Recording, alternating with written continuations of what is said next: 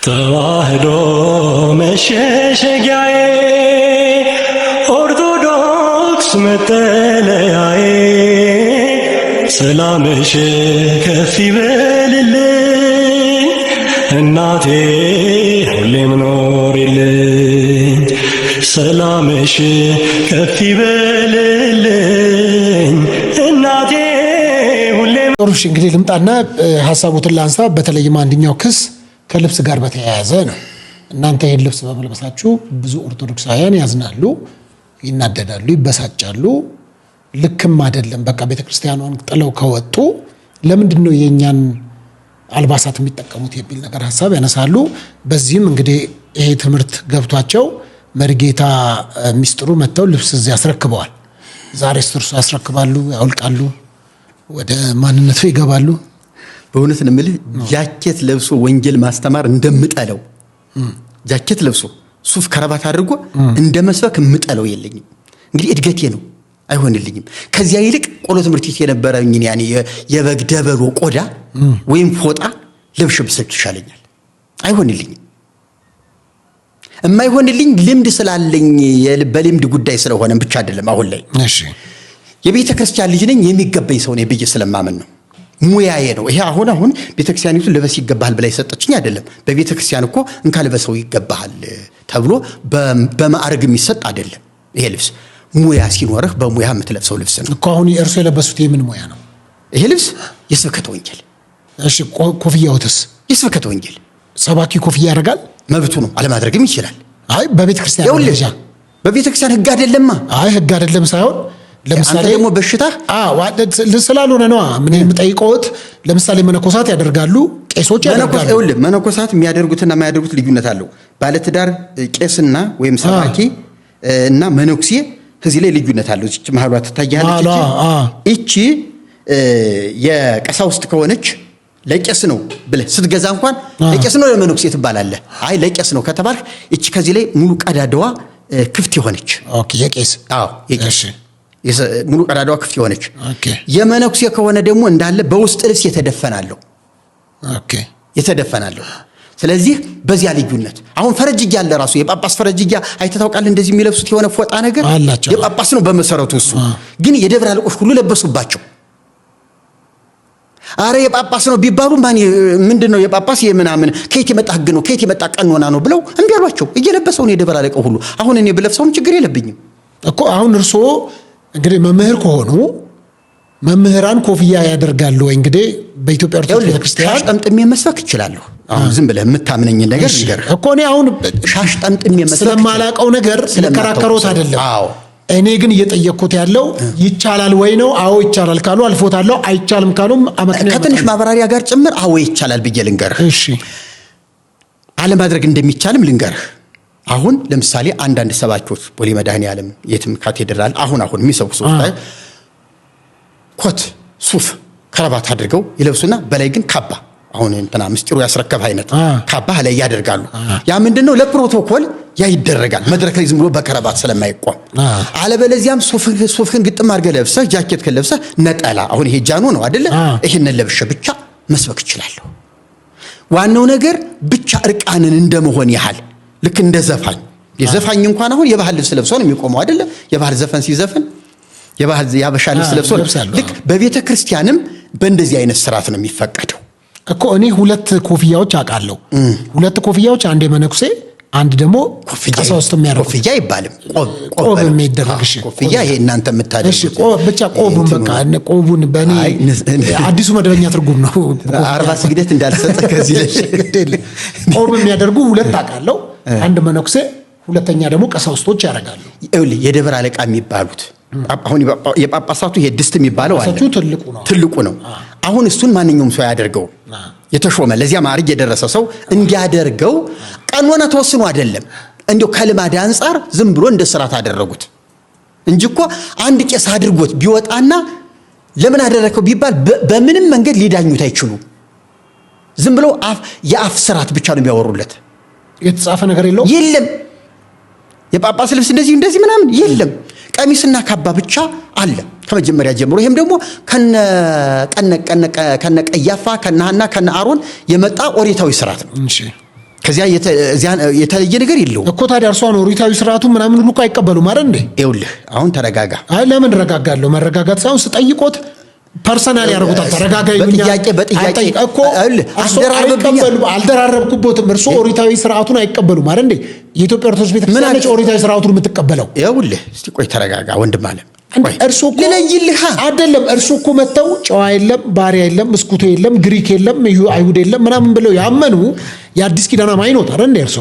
ስለዚህ ይሄ ከነቀያፋ የመጣን አለባበስ ስርዓት ከሆነ የኦሪት ስርዓት ከሆነ ቤተክርስቲያኗ ከሆነች የምትቀበለው እርሱ ለምን አውልቀው አይገላገሉም?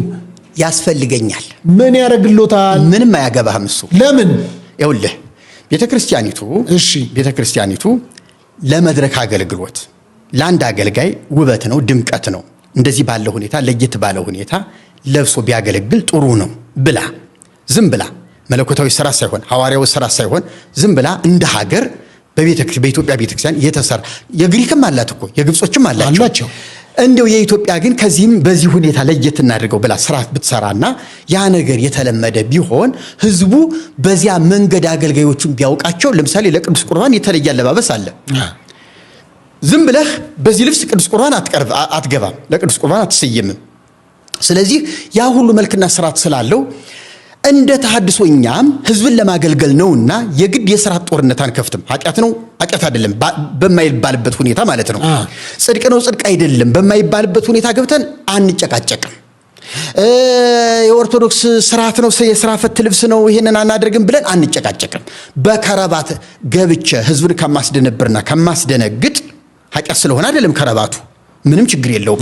ነገር ግን ለምደኖታል እኮ 28 ዓመቶት ነው ከቤተ ክርስቲያኗ ከወጡ እኮ። ከዚያም በላይ ይሁን ከዚያም በላይ እድሜ የፈጁ አባቶች አሉ።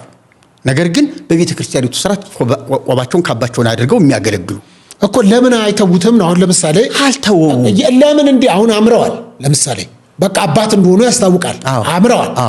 የራሱ የሆነ የሚፈጥረው ድባብና የራሱ የሆነ የሚሰጠው ነገር አለው። እውነት ለመናገር እቺን ማጣት ስለማይፈልጉ ነው።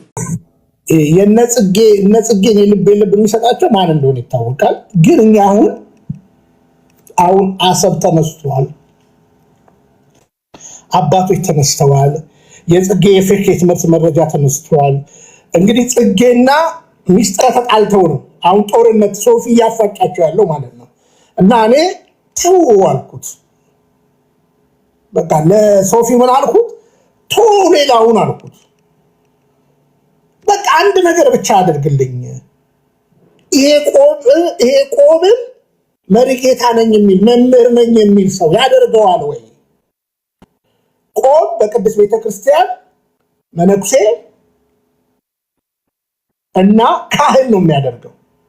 ጽጌ ደግሞ መሪጌታ ነኝ እያለ ነው። እና ጠይቅልኝ ብዬ ለሶፊ ሌሎችም ጥያቄዎች ያራዳ ስለሆን ሌላውን እንግዲህ እያየው እመጣለሁ። ከዛ በተረፈ ጎፋ ያላችሁ ጎፋ ጽጌ የወንጌል አገልግሎት ምድር ተሰጥቶኛል ብሏል። እናያለን፣ እሱ እናያለን። ውሸታም ይጋለጣል በእኔ ዘመን። አጭር ነገር ልንገራችሁ። ስለዚህ አሁን በደንብ ስሙ። ይሄ እንግዲህ አሁን ይሄ የኦርቶዶክስ ተዋህዶ መታደስ አለባት የሚል ፍራሽ አዳሽ ሰውዬ ነው። እንደኔ አይነት ሊቅ ኦርቶዶክስ የላትም ነው የሚለው ነገራችን ላይ ማለት ነው። እኔ ነግሬያችኋለሁ። መጽሐፍ ቅዱስ ተሸክሞ መዞር አይደለም ማንበብ፣ ቤተክርስቲያንን አውቃታለሁ ብሎ በልብሷ ማደናገር አይደለም። እና አሁን ሶፊ አንድ ጥያቄ ብዙ ካወራ በኋላ ሙድ ይዞበት ሶፊ አንድ ጥያቄ ጠይቋል። ስሙት። ጥሩ እሺ፣ እንግዲህ ልምጣና ሀሳቦትን ላንሳ። በተለይም አንደኛው ክስ ከልብስ ጋር በተያያዘ ነው። እናንተ ይህን ልብስ በመልበሳችሁ ብዙ ኦርቶዶክሳውያን ያዝናሉ፣ ይናደዳሉ፣ ይበሳጫሉ። ልክም አይደለም። በቃ ቤተክርስቲያኗን ጥለው ከወጡ ለምንድን ነው የእኛን አልባሳት የሚጠቀሙት የሚል ነገር ሀሳብ ያነሳሉ። በዚህም እንግዲህ ይሄ ትምህርት ገብቷቸው መሪጌታ ሚስጥሩ መጥተው ልብስ እዚህ ያስረክበዋል። ዛሬ እርሱ ያስረክባሉ፣ ያውልቃሉ፣ ወደ ማንነቱ ይገባሉ።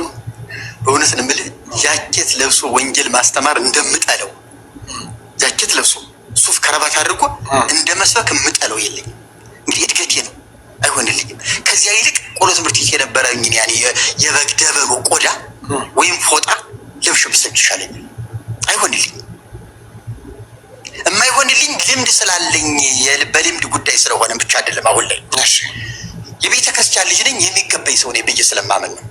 ሙያዬ ነው ይሄ። አሁን ቤተክርስቲያን ይሁን ልበስ ይገባል ብላ የሰጠችኝ አይደለም። በቤተክርስቲያን እኮ እንካ ልበሰው ይገባል ተብሎ በማዕረግ የሚሰጥ አይደለም። ይሄ ልብስ ሙያ ሲኖርህ በሙያ የምትለብሰው ልብስ ነው እኮ። አሁን እርሱ የለበሱት የምን ሙያ ነው? ይሄ ልብስ የስብከተ ወንጌል። እሺ ኮፍያውስ? የስብከተ ወንጌል።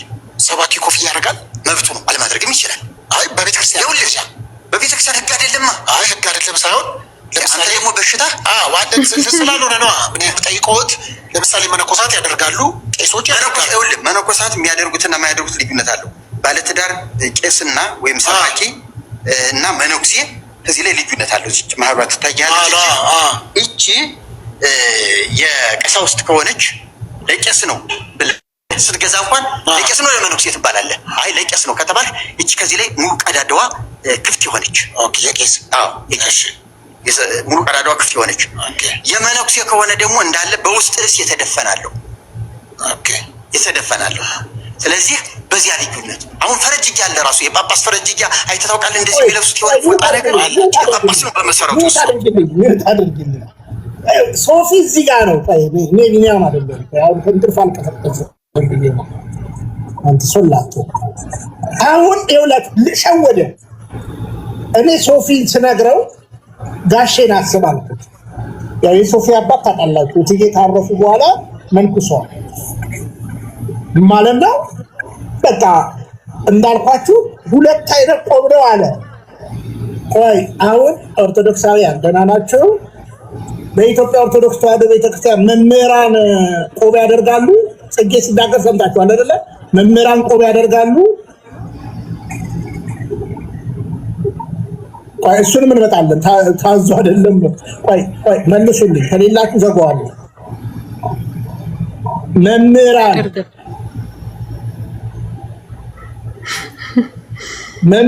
መልሽልኝ፣ አስተካክልኝ። እሷን ቦታ እንደገና በደንብ ስሙኝ። እኚህ ናቸው ቤተክርስቲያን የማትለውን ሄደው የሚለፈልፉኝ ናቸው። እና እቺ ጥያቄ ብዙ ጥያቄ ነው ያቀረብኩት ለሶፊ። ያው ሶፊ በነገራችን ላይ እግዚአብሔር አክብረው ይመጣል ሲለኝ ጥመድልኝ አልኩት ማለት ነው። ጥመድልኝ መደን በቃ ሌላው አሁን ሌላ ነገር እኮ ሳናነሳ እችን ቆብ እኔ ለምሳሌ ይኸው ተመልከቱ። አሁን እችን ቲሸርት ዶክተር ያመጣልኝ እግዚአብሔር አክብረው፣ ቁምጣ ቲሸርት ምናምን ሸሚዞች አምጥቶልኛል። አሁን ጫማ ከእንትን ስመጣ ግን አንዱ ነው ልንገራችሁ። እኔ አሁን ኮለር አደርጋለሁ ያላረግም፣ ሱፍ አደርጋለሁ እንዴ ማድረግ መብቴ ነው። ግን እዚህ ጋር ሱፍ አድርጌ ምናምን ይኸው በቲሸርት እኮ ነው ያለኝ። የፕሮቴስታንት መለያየት ቁጭ አድርጌ እንጀራ ነች እቺ ግን ሰውዬ እንጀራው ነው ቆባ። ይሄ ሰውዬ እዚህ ጋር ሶፊ አመለጠኝ የምለው መነኩሴ አይደለህም አንተ፣ አግብተሃል፣ ከአንድ ሁለት አግብተሃል። አንተ ካህን አይደለህም መምህር ነኝ ነው ያለው። ልብሴ መምህር ነው ብሏል። እና ድገሚው ይሄውን ፕሮቴስታንት እንድትነቃ መመክረህ ለዚህ ነው። እነዚህ ውሸታሞች እንኳን ዶግማዋን ስርዓቷን አያውቁም የምልህ ለማስረጃ ነው። አሁን ጻፍልኝ። እንኳን ዶግማዋን ስርዓቷን አያውቁም፣ ቀኖናዋን አያውቁም የምልህ ለዚህ ነው። ጻፍልኝ ተቻለ። እንኳን ስርዓቷን እንኳን ዶግማዋን ስርዓቷን አያውቁም ብለህ ጻፍልኝ። ከስራ እንደ ቀጥይ። አሁን እርሱ የለበሱት የምን ሙያ ነው? ይሄ ልብስ የስብከተ ወንጌል። እሺ ኮፍያውስ? የስብከተ ወንጌል። ሰባኪ ኮፍያ ያደርጋል፣ መብቱ ነው፣ አለማድረግም ይችላል። አይ በቤተክርስቲያን ህግ አይደለም። አይ ህግ አይደለም ሳይሆን ለምሳሌ ደግሞ በሽታ ዋደት ስላልሆነ ነው ምን የምጠይቀውት። ለምሳሌ መነኮሳት ያደርጋሉ፣ ቄሶች ያደርጋሉ። መነኮሳት የሚያደርጉትና የማያደርጉት ልዩነት አለው። ባለትዳር ቄስና ወይም ሰባኪ እና መነኩሴ ከዚህ ላይ ልዩነት አለው። እቺ ማህበራት ታያለች። እቺ የቀሳውስት ከሆነች ለቄስ ነው ብለህ ስትገዛ እንኳን ለቄስ ነው ለመነኩሴ ትባላለህ። አይ ለቄስ ነው ከተባል እቺ ከዚህ ላይ ሙሉ ቀዳዳዋ ክፍት የሆነች የቄስ ሙሉ ቀዳዳዋ ክፍት የሆነች። የመነኩሴ ከሆነ ደግሞ እንዳለ በውስጥ እስ የተደፈናለሁ። ስለዚህ በዚያ ልዩነት አሁን ፈረጅ እያለ ራሱ የጳጳስ ፈረጅ የሚለብሱት የሆነ ፎጣ ነገር አላቸው። ጳጳስ በመሰረቱ ቆይ በደንብ ስም ፈረጅ እያለ ተወደ። አሁን እዚህ ጋር ሶፊ ማነቅ ነበረበት። የአጥባቂውን ፎቶ ልኬለት በነገራችን ላይ ጽጌን ያጠመቀው ጽጌን ፎቶ ልኬው አላቀውም ብሏል። በነገራችን ላይ ኮተር ያላችሁ ተዘጋጁ። ጎፋ ያላችሁ ጎፋ በነገራችን ላይ የነ ሃይመረንና የነ ጽጌን ዋና ሰው ሰሞኑን አጋልጣለሁ ከሄኖክ ጉዳይ ጋር ማለት ነው። ሄኖክ አጥማቂ ሄኖክ ማለት ነው። አሁን በደንብ ስሙ። አሁን ስለ ፈረጅያ ብሎ ቀጠለ። በመጀመሪያ ሁለት አይነት ቆብ ነው ያለው እንዳልኳቸው የመነኩሴ ነው። ምልክቱ እዚህ ጋር ነው። ምንድነው መሀል ላይ ሰርክል ቀዳዳ ያለው አለ። ድፍን አለ። ቀዳዳ ያለው የማን ነው? ድፍን የሆነው የማን ነው? ከዛ በኋላ እሱ ምን አለ? የመነኩሴ እንደዚህ ያለ ነው፣ የካህን ደግሞ እንዲህ ያለ ነው ካለ በኋላ ሶፊ መጠየቅ የነበረበት ታዲያ እርሶ ካህን ኖት ወይ? ታዲያ እርሶ ካህን ኖት ወይ? ታዲያ እርሶ መነኩሴ ኖት ወይ ብሎ ነበር መጠየቅ ያለበት። የመምህራን ነው ብሏል። መምህራን እንዴት ነው የሚታየው ማለት ነው። ስለዚህ ቀጥሎ የሚያወራውን ያው በጫወታው በዜሮ ነው ያለቀው። ስሙት። ግን የደብረ አለቆች ሁሉ ለበሱባቸው። አረ የጳጳስ ነው ቢባሉ ምንድነው የጳጳስ የምናምን ከየት የመጣ ህግ ነው ከየት የመጣ ቀኖና ነው ብለው እንጋባቸው። እየለበሰው ነው የደብረ አለቆች ሁሉ። አሁን እኔ ብለብሰውም ችግር የለብኝም እኮ። አሁን እርስዎ እንግዲህ መምህር ከሆኑ መምህራን ኮፍያ ያደርጋሉ ወይ? እንግዲህ በኢትዮጵያ ኦርቶዶክስ ቤተክርስቲያን ጠምጥሜ መስበክ እችላለሁ። አሁን ዝም ብለህ የምታምነኝ ነገር እኮ እኔ አሁን ሻሽ ጠምጥሜ መስበክ ስለማላውቀው ነገር ስለከራከሮስ አይደለም። አዎ እኔ ግን እየጠየቅኩት ያለው ይቻላል ወይ ነው። አዎ ይቻላል ካሉ አልፎታለሁ ታደርገልኝ። አሁን ሊሸውድ ነው መጠምጠማ። መርጌታ ይጠመጥማል። መርጌታ ግን ቆባ አሁን ከዛ እንዴት ብሎ እንደሚሸውደው ይሄ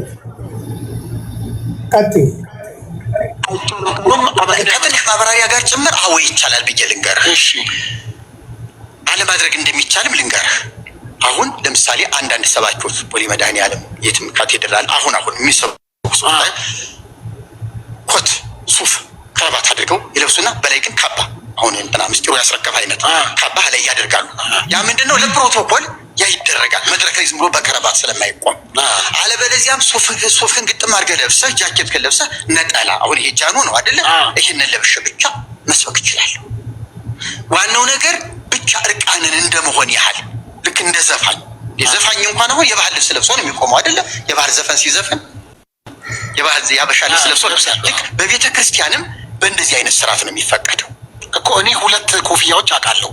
ሁለት ኮፍያዎች፣ አንድ መነኩሴ አንድ ደግሞ ቀሳውስት የሚያደርጉ ኮፍያ ይባልም ቆብ የሚደፋሽ ኮፍያ። ይሄ እናንተ የምታደርሽ ብቻ ቆቡን በቃ ቆቡን በላይ አዲሱ መደበኛ ትርጉም ነው። አርባ ስግደት እንዳልሰጠ ከዚህ ቆብ የሚያደርጉ ሁለት አውቃለሁ። አንድ መነኩሴ፣ ሁለተኛ ደግሞ ቀሳውስቶች ያደርጋሉ። ይኸውልህ የደብረ አለቃ የሚባሉት አሁን የጳጳሳቱ የድስት የሚባለው ትልቁ ነው። አሁን እሱን ማንኛውም ሰው ያደርገው የተሾመ ለዚያ ማዕረግ የደረሰ ሰው እንዲያደርገው ቀኖና ተወስኖ አይደለም። እንዲሁ ከልማድ አንጻር ዝም ብሎ እንደ ስርዓት አደረጉት እንጂ እኮ አንድ ቄስ አድርጎት ቢወጣና ለምን አደረገው ቢባል በምንም መንገድ ሊዳኙት አይችሉም። ዝም ብሎ የአፍ ስርዓት ብቻ ነው የሚያወሩለት። የተጻፈ ነገር የለም። የጳጳስ ልብስ እንደዚህ ምናምን የለም። ቀሚስና ካባ ብቻ አለ ከመጀመሪያ ጀምሮ። ይሄም ደግሞ ከነ ቀያፋ ከነ ሐና ከነ አሮን የመጣ ኦሪታዊ ስርዓት ነው።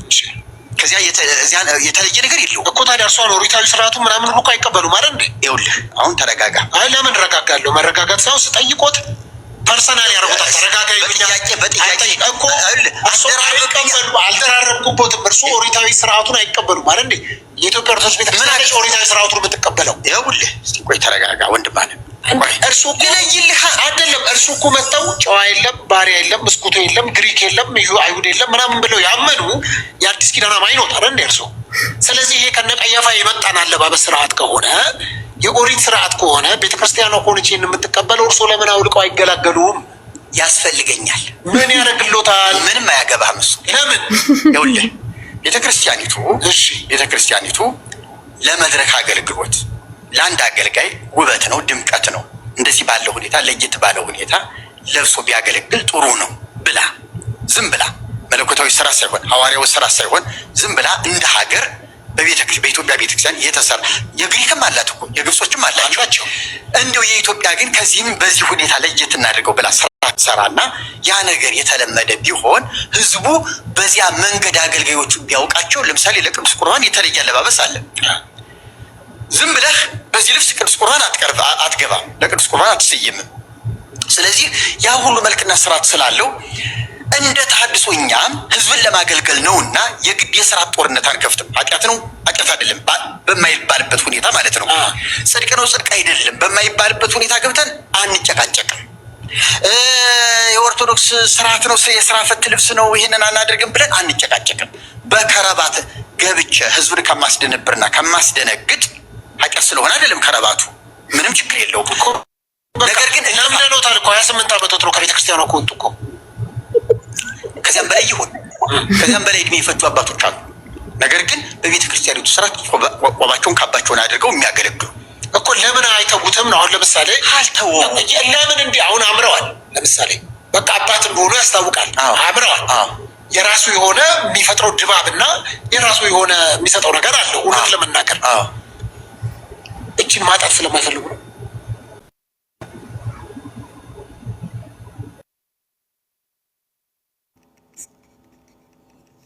ለሶፊያ ጨብጭቡለት፣ ለሶፊያ ጨብጭቡለት በእውነት ዞሮ ቴንኪው ለጠየቅልን ጥያቄ። አንተ ሶላቶ ከስር እያየው ነው። እስኪ እንትን አውርድ ለእንዲህ አይነት ጥያቄ ላዘጋጀው ለእኔ ለወንድም እስኪ የሆነ ነገር አውርድ ዛሬ እና እውነቴን ነው የምነግራቸው። ይኸው ከዚህ በላይ ውርደት የለም። ባይደው ከዚህ በላይ ውርደት የለም። ይኸው አሁን በቅዱስ ቤት ጌት ያለህ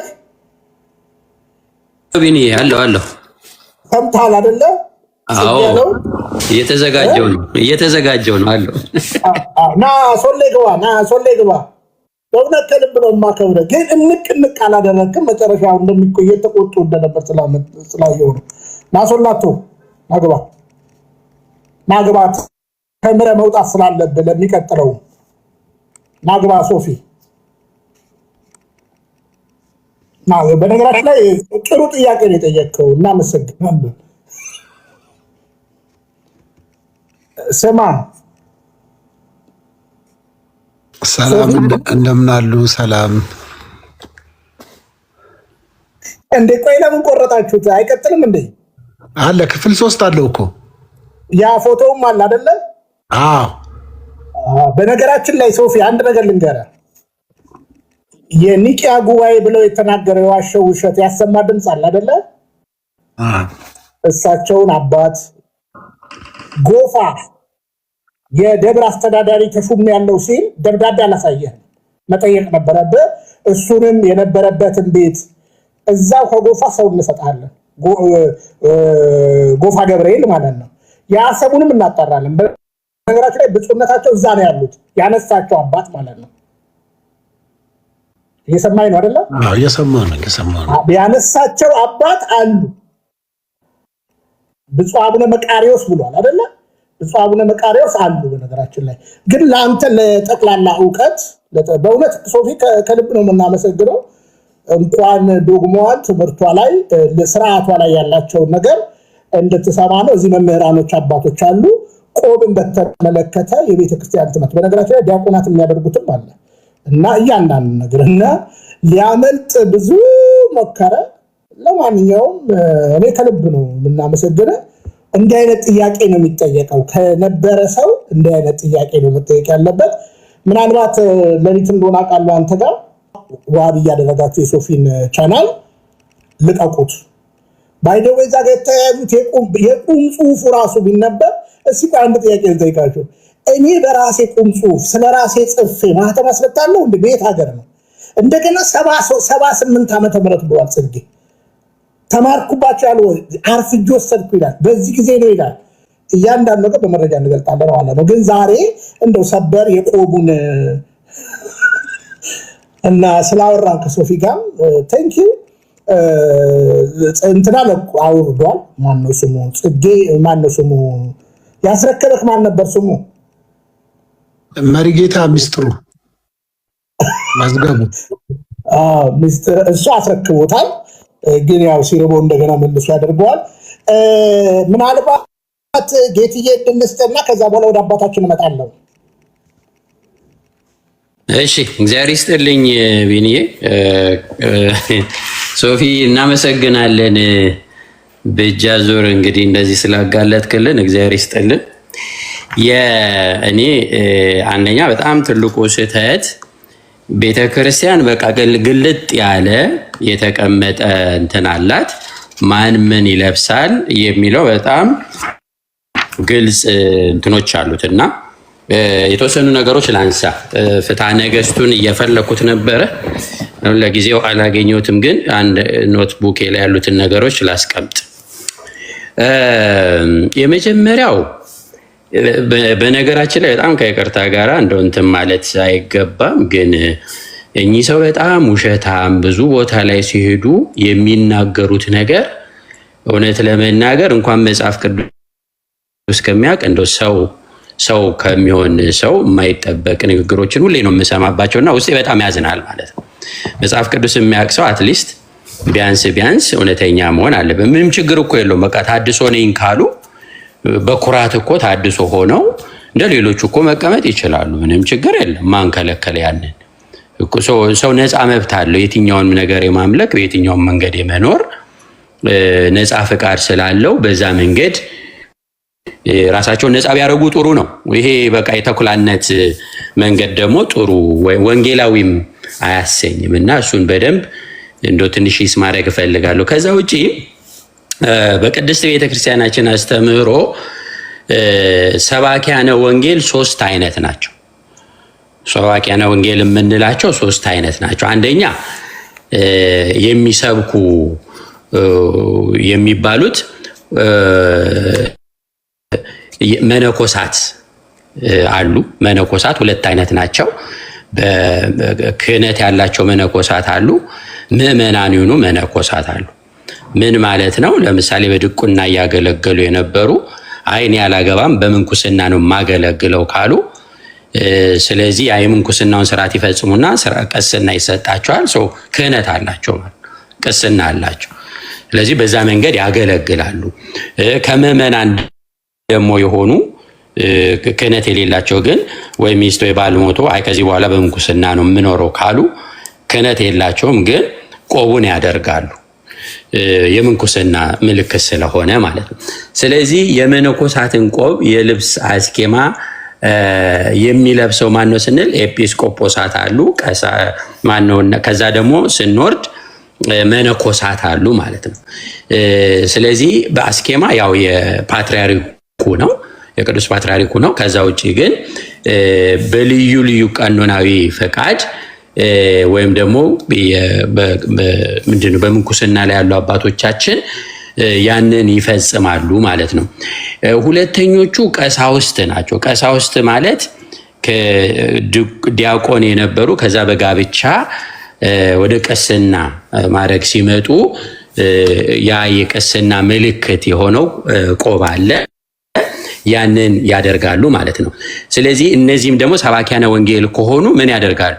ያንን የቅስናቸውን ቆብ አድርገው ይሰብካሉ ማለት ነው። ሶስተኞቹ ከምዕመናን ወገን የሆኑ ናቸው።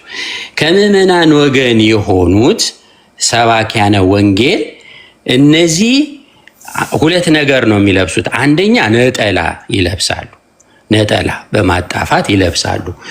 ሁለተኛ በተለይ በብፁዕ አቡነ ጎርጎርዮስ ካለ ጊዜ ተጀመረ አለ ለሰባኪያነ ወንጌል ተብሎ የሚሰጥ ቀሚስ አለ። ለምሳሌ ከስላሴ መንፈሳዊ ኮሌጅ ሲመረቁ ዩኒቨርሲቲ ከቅዱስ ጳውሎስ የሚመረቁት ያንን የጥቁር ቀሚስ ይለብሳሉ። ያ የተለያየ ከለር ሊያደርጉት ይችላሉ። ያ የሰባኪያን ቀሚስ ነው። አውደ ምሕረት ላይ ሲቆሙ ይለብሳሉ። ቆብ ግን አያደርጉም። ለምን?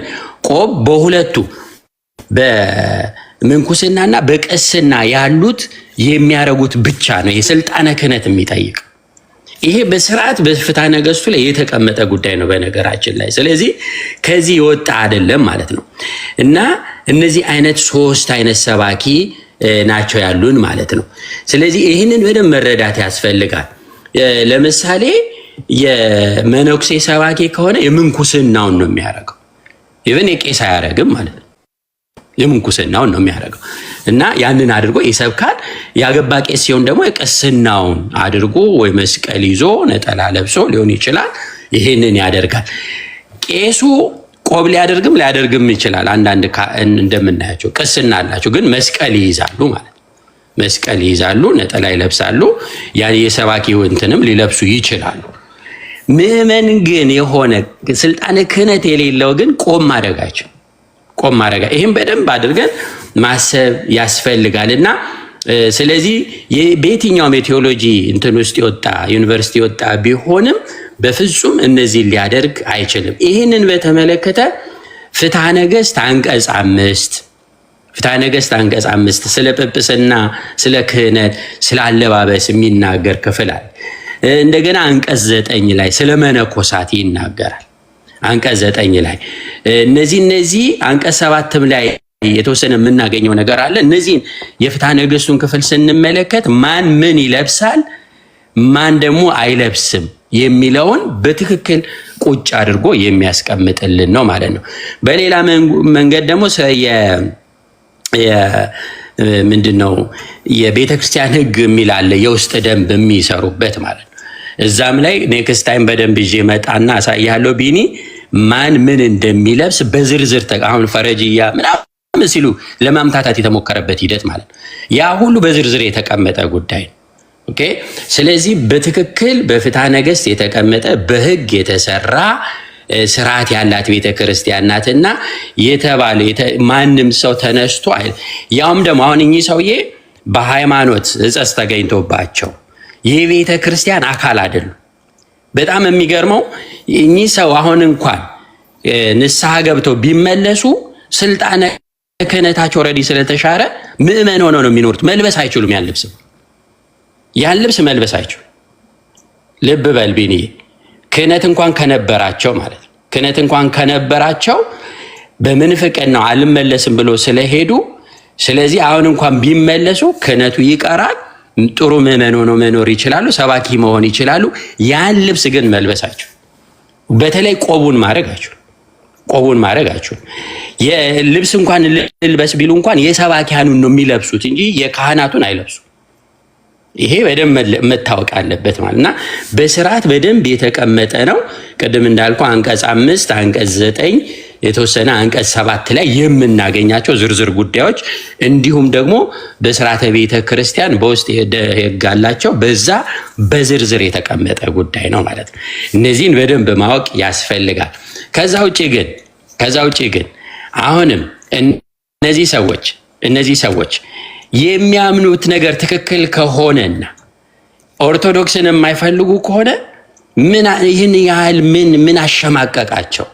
ምን የሙጥኝ አስባላቸው? በኩራት አይወጡም? በኩራት ወጥተው በቃ እኔ ታድሶ ነኝ አሉ እኮ በኩራት ወጥተው የሚሰብኩ አይደል? እና አሰግድም ይለብሳሉ። ፎርዛት ማተር የሰባኪያኑን ልብስ ትክክል አይደለም። ያ የኦርቶዶክስ ነው። በቃ ይሄ ሌብነት ነው። ሁለተኛም ደግሞ ምንድነው ልክ ሁል ጊዜ የማስተያየው እነዚህን ሰዎች ከህፃን ልጅ ጋር ማለት ነው። ለምሳሌ ቢኒ አንተ ህፃን ልጅ አለች፣ ሰው የሆነ ዕቃ አላት፣ የኔ ህፃን ልጅ አለች የሆነ ዕቃና የኔ ሄዳ ያንተን ነው የኔ ዕቃ ነው ብላ የሙጥኝ የምትለው ማለት ወይ ተላውጣ እየተጫወቱ ነው ይሄ የኔ ነው በቃ ብላ ያንተን ልጅ ትወስዳለች። ልክ እንደዚህ ነው አሁን እነዚህ ታድሶች የሚታዩ ማለት ይሄ እነሱ ያልሆነ በቃ ከተው ከወደዱ ከነምናምኑ ከጠሉም ደግሞ ከነምናምኑ እንጂ የሆነ ነገር ይዞ ነው እኔ እንደዚህ ነኝ እንደዚህ ብሎ ነገር የለም። አንድ የመጨረሻ ፖይንቴ እኚህ ሰውዬ የትም ቦታ ላይ አይመደቡም በኦርቶዶክስ 100% እርግጠኛ ሆነን የምንናገረው ማለት ሆነ ተመድበው ከሆነ የሆነ ችግር ሊኖር ይችላል። ምክንያቱም ኦፊሻሊ በሃይማኖት እጸጽ አለባቸው ተብለው የተወገዙ ሰው ናቸው። ስለዚህ ምርግትናቸውም አይሰራም። ክህነትም ከነበራቸው የክህነትም ፈርሷል። ለቤተ ክርስቲያን አሁን እሳቸው ምንም ናቸው ከዚህ በኋላ በቃ ይሄ ነው ትክክለኛ ማንነታቸው ማለት። በዚህ መልክ ነው የምናውቃቸው እንጂ አሁን መሪጌታ ራሱ አንሶፊ እዚህ ካለ በደንብ ስማኝ፣ መሪጌታ ተብሎ አይጠሩ። መሪጌታ እኮ የኛ ቤተክርስቲያን፣ እኚህ ሰው የኛ ቤተክርስቲያን አይደሉም፣ መሪጌታ አይደሉም። አቶ ጽጌ በእድሜያቸው አቶ ብለን እናከብራቸዋለን። መሪጌታ ግን ሙያ እኮ ነው፣ የቤተክርስቲያን ሙያ።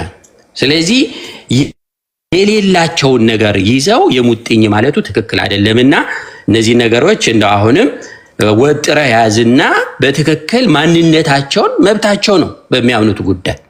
ግን ኦርቶዶክስ መስለው ይሄ ተኩላ ጸባይን ይዘው እንዲህ አይነት ነገር ማድረግ አግባብ አይደለምና ይሄን ነገር ለማለት ነው። እግዚአብሔር ይስጥልኝ ቢኔ። እሺ ቃሉ ታሰማልን ጌትዬ። በመጀመሪያ ደረጃ ወደ አባታችን ከመሄዳችን በፊት ጽጌ የኦርቶዶክስ መነኩሴ ነበርኩ ይላል። መነኩሴ ነበርኩ። ስለዚህ መነኩሴ ነበርኩ ካለ አሁን አግብቷል። ከአንድ ሁለት ሴት አግብቷል። በደንብ ስሙን። አሁንም ኦርቶዶክስ ነኝ ብሎ ያወራል። እሺ ሁለት ሴት አግብቷል። እሺ አግብቷል። አንድ መነኩሴ ካገባ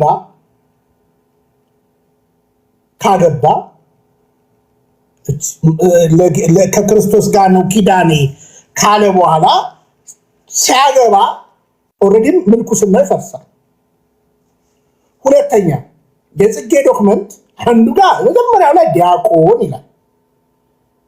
ቀጥሎ እንደገና አንደኛው እንትን ላይ ትሪኒቲ መጽሔት ላይ መምህር ይላል። ከዛ አንደኛው ላይ ደግሞ ይላል መሪ ጌታ ይላል። መሪ ጌታ።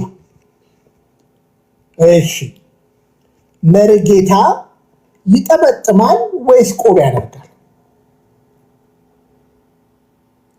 አንድ ሰው መሪ ጌታ ሲሆን ቆብ ያደርጋል? እንደዚህ አይነት ውርደት በዘራቸው አይደረስ። ከዚህ በፊት አሁንም ሄዳችሁ እንድታዩ ትፈልጋለሁ። ዮናስ ጎርፍ የሚባል ሰው ኢንተርቪው አድርጓቸዋል። ኖርማል ልብስ ለብሰው ነው። ቀድሜ እዛም ጥይት አዘጋጅቼ ነበር። ገና ልንዘጋጅ ነው። ገና እኮ አሁን 28 ዓመት ሆነው ገና ስለ ጥምቀት ገና እየተዘጋጀን ነው ይላሉ። እኔ በእናንተ አፍራለሁ። ለምን ልብሷን ሽቀላ ብታሸቅለው? ሌላው ካልሰማችሁ ልጨምርላችሁ። ይህ ሰው እኔ ጆሮ ጠገብ ወሬ እነዚህ ሰዎችን አሁን በጣም የምናደደው እነዚህ ሰዎችን ሳይ ለምን እንደሆነ ልንገራችሁ። ብዙ ፕሮቴስታንቶችን አሳስተዋል፣ እኔን ጭምር። ምን ስለ ኦርቶዶክስ ያልሆነ ነገር ተናግረው። እኔ ኦርቶዶክስን አላውቃትም።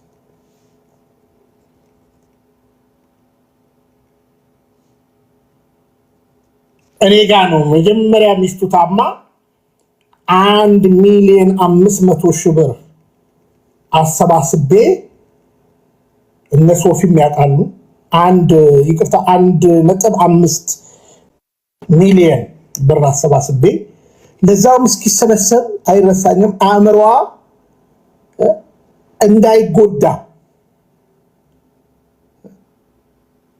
እንዳይጎዳ ብዬ እግዚአብሔር ፍቶኛም ነግራችሁ በአውሮፕላን ባህር ዳር ቤተሰቦቿ ጋር ወሰድ ብዬ ብሩ ከተሰበሰበ በኋላ ትምጣ ብዬ ከዛ በኋላ ኤሽያ ውስጥ ባንኮክ ወስደን አሳክሜ እኔ በታሰርኩ ጊዜ ለ20 ቀን መጥቶ ስላልጠየቀኝ እስር ቤት አፍሮ እንዴት ሆነች ባለቤት? ምክንያቱም ባለቤቱም እሱ ያማቸዋል። እሷ እንደምታውቁት መነኩሴ ነበርኩ ነው የምትለው። ከዛ በኋላ ቡና ቤት ነበር የምትሰራው። ከዛ ምንም ማለት አይደለም። ዛሬ ኤችአይቪ ሰው በዝሙት ያገኘዋል። አንዳንዶች ደግሞ ከጥንቃቄ ጉድለት ኤችአይቪ ሰዎች ሊይዛቸው ይችላሉ። ደግሞ ያለመጠንቀቅ እስከ አንድ ወቅት ድረስ ከወላጅ ወደ ልጅ የሚሄድበት መንገድ ነበር። ከዛ በኋላ ግን ፕሮቴክት አድርገውታል ሕክምና። እኔ ዩቲዩብ ላይ ገብታችሁ ማየት ትችላላችሁ። በፖፖ ነው ተቅማጥ የሚያነሳው። እሱም እንደዚህ ያስቀምጠዋል። የመድኃኒቱ ጠባይ ይመስለኛል። ግን አንዱ ልንገራችሁ፣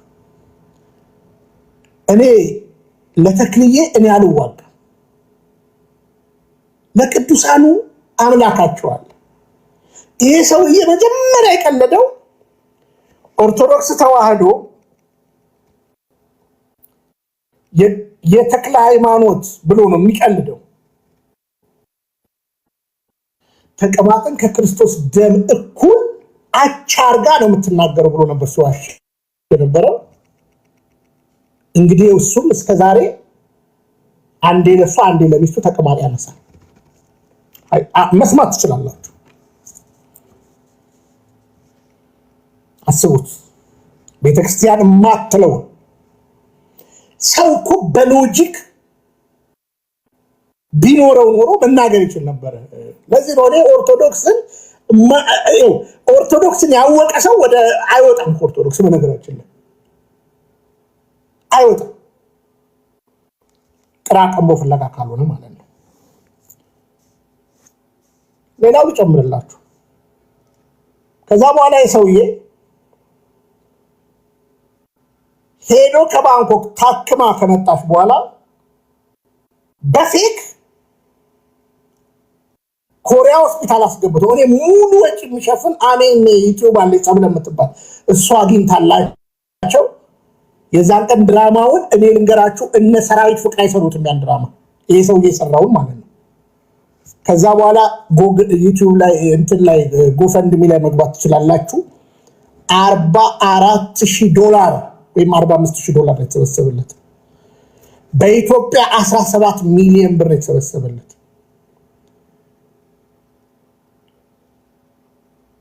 ዛሬም ግን ስቃይ ላይ ናቸው። በክፉ የሰበሰባችሁት ገንዘብ ይበተናል። እኔ ልንገራችሁ፣ አትንኳት እቺ ቤተክርስቲያንን አትንኳት።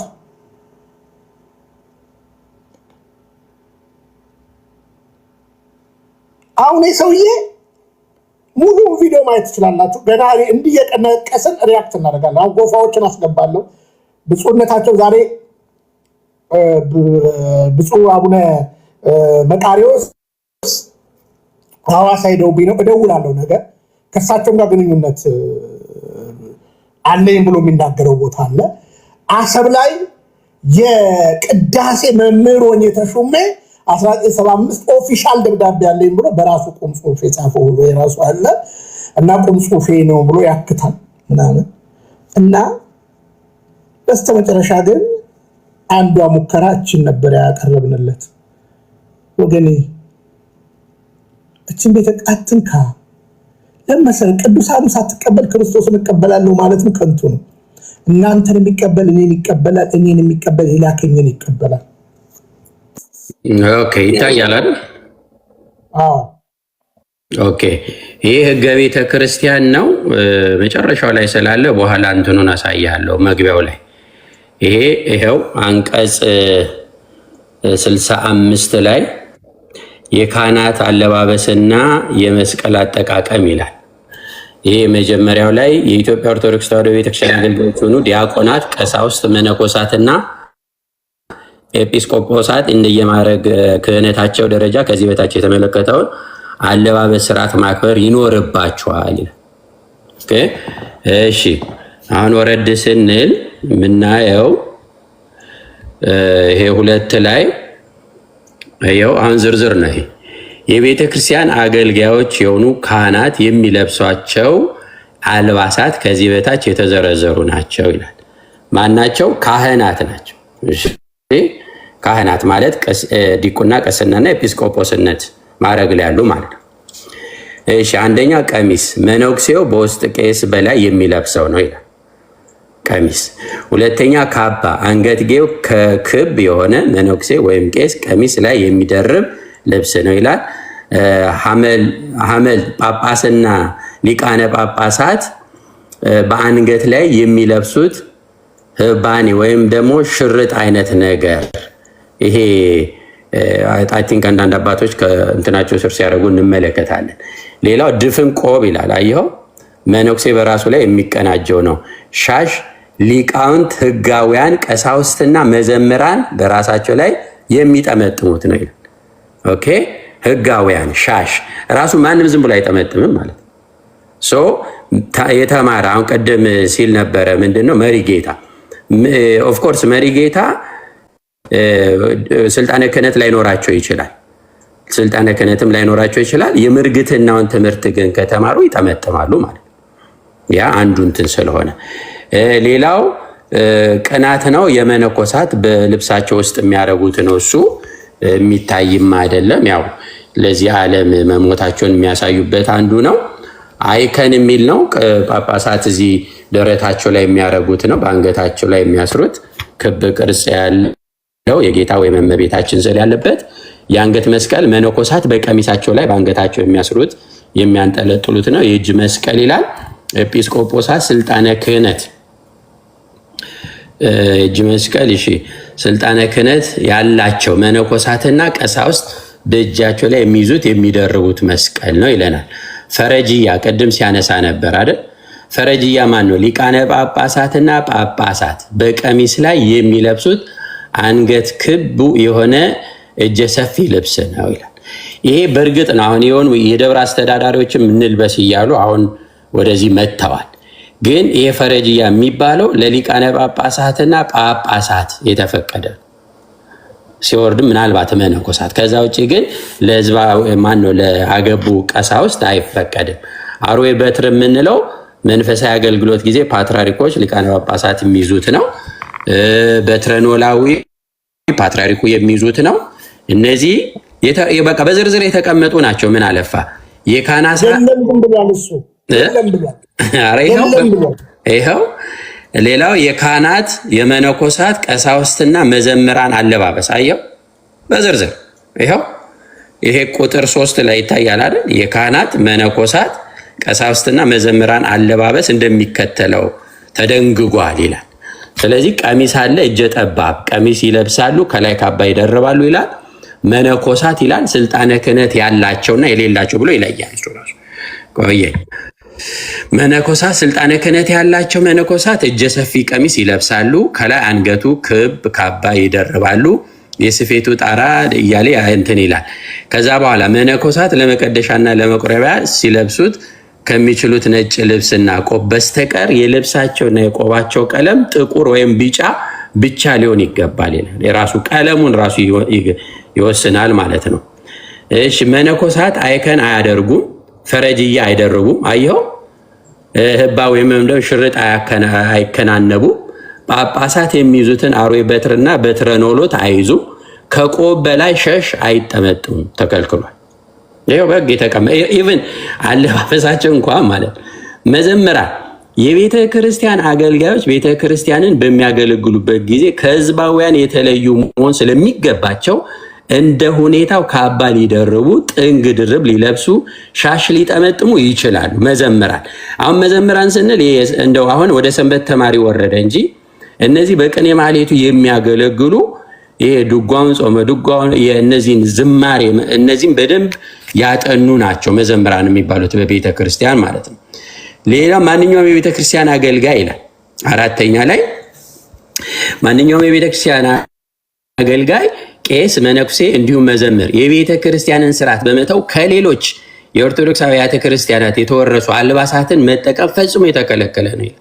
ይህን ከሌሎቹ ጭምር በቤተ ክርስቲያኒቱ ስርዓት መሰረት ቅዱስ ፓትርያርኩ ባሉበት ብፁዓን ሊቃነ ጳጳሳት ወይም ጳጳሳት ባሉበት ቆሞሳት ባሉበትም መነኮሳትና ቀሳውስት ቡራኬ መስጠት አይገባቸውም ይላል። ይሄ የእንትናች ስልጣን ተዋረዳቸውን በተመለከተ ነው። ኤኒዌይ ልብሶቹ ራሳቸው በዝርዝር ማን ምን እንደሚለብስ በዚህ መልክ ተቀምጧል ማለት ነው ቤተ ክርስቲያን። እንደውም ሌላም ደግሞ እሱን ሳገኝ ያወጣላሉ። ሰባኪያን ራሱ የሚለብሱት ልብስ ምዕመናን ሲሆኑ ስልጣነ ክህነት ያላቸው ተብሎ የተቀመጠ በደንብ አለ ህግ ማለት ነው። እና ይሄ የቤተ ክርስቲያኒቱ ባይሎ ይባላል ወይም ህግ ነው። ታይትሉ ላሳይ መጨረሻ ላይ እንግዲህ ይሄ በኢትዮጵያ ኦርቶዶክስ ተዋሕዶ ቤተክርስቲያን ይኸው ቤተክርስቲያን እምነትና ስርዓት አምልኮ ተብሎ በዚህ መልክ የተዘጋጀ ነው ማለት ነው። እና ይሄንን ለማሳየት ነው። ቢንዬ እግዚአብሔር ይስጥልኝ። ቃልዮት ያሰማልን ጌትዬ። ምናልባት እኚህ ሰው አይታችሁ ከሆነ በፍጹም በቤተ ክርስቲያኒቱ የተጻፈ ነገር የለም ሲሉ ሰምታችኋል? የለም ነው ያሉት። እና በቃ አሁን ተነቃ። እነ ሶፊ ተነሱ፣ እዛም አይደለ ተነቃ። በቃ አሁን ሶፊ ደግሞ ይዞ ይጠይቃቸዋል፣ ምን እንደሚመልሱ እናያለን። እና ጌትዬ ቃልዮት ያሰማልን፣ ከልብ እናከብርሃለን።